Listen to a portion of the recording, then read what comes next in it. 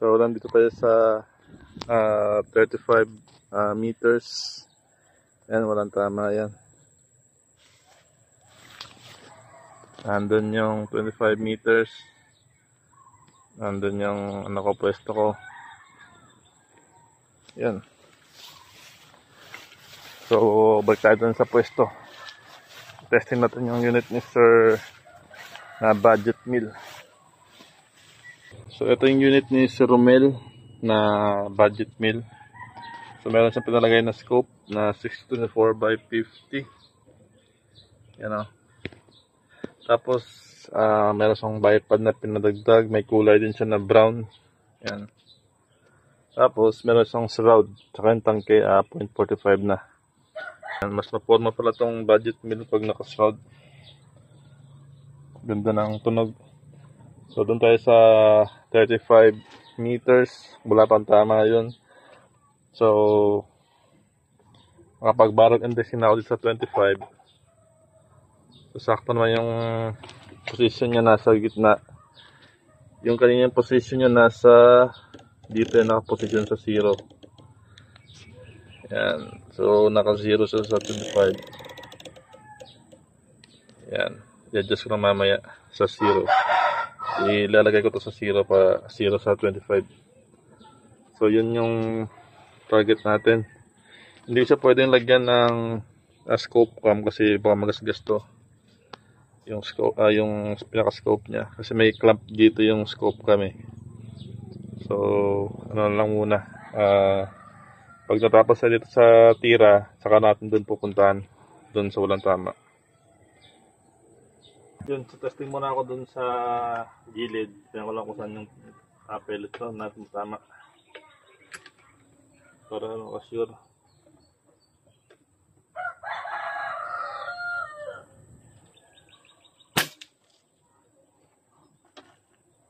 Yun, naka ilang shots yun.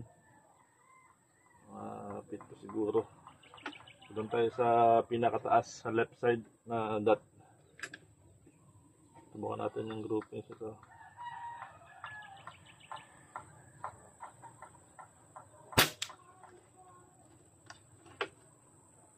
Isa.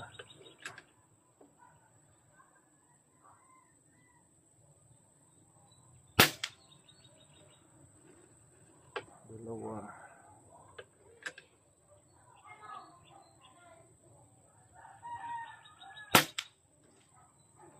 Tatlo.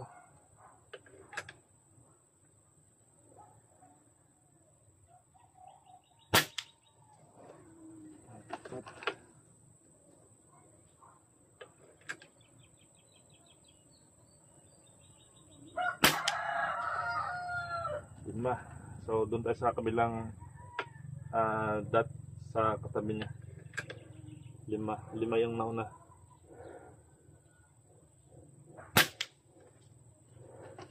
Sa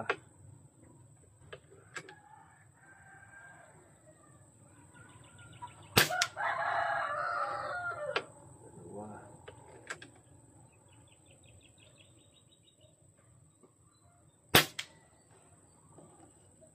Tatlo.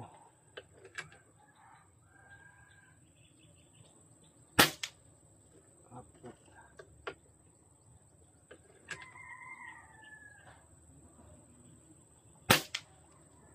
Lima.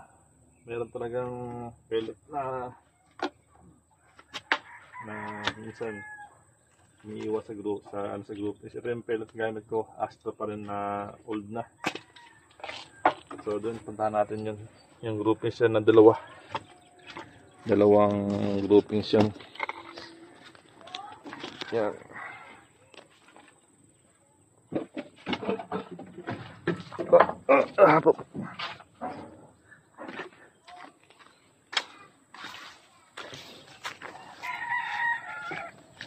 Sa Astro talaga na local, depende.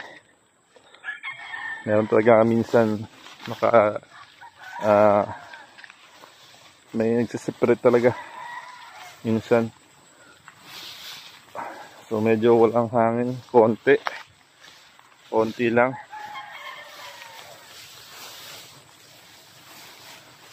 Wala siyang Hindi siya naka-short, na ka-resize lang yung gamit ko na pellet. Yan o. 5 shots. Ito, liit lang to. 35. Ito yung sa ilalim yung isa. 5 shots, 5 shots. So, maliit lang din. 25 cent. Yun, balik tayo dun. So yan yung unit ni sir na budget meal. Na naka-brown na bat. Naka-scope, naka-shroud, naka .45 na tank, bipod. Ganun pa rin, adjustable yung power niya, yung hammer niya, adjustable yan. Yung trigger niya, yung valve niya, output niya nasa 1.7. Alaman ng tank niya nasa 2 na lang siguro. Kaka-testing, medyo malakas din. Up to 900 plus kaya. Kung ma-set up talaga, kaya hanggang 1,000. So, depende na sa setup ng may-ari kasi yun yung setup niya is pang pellet lang naman. So, pwede na sa pinking, pang ano lang, pang backyard. Yun.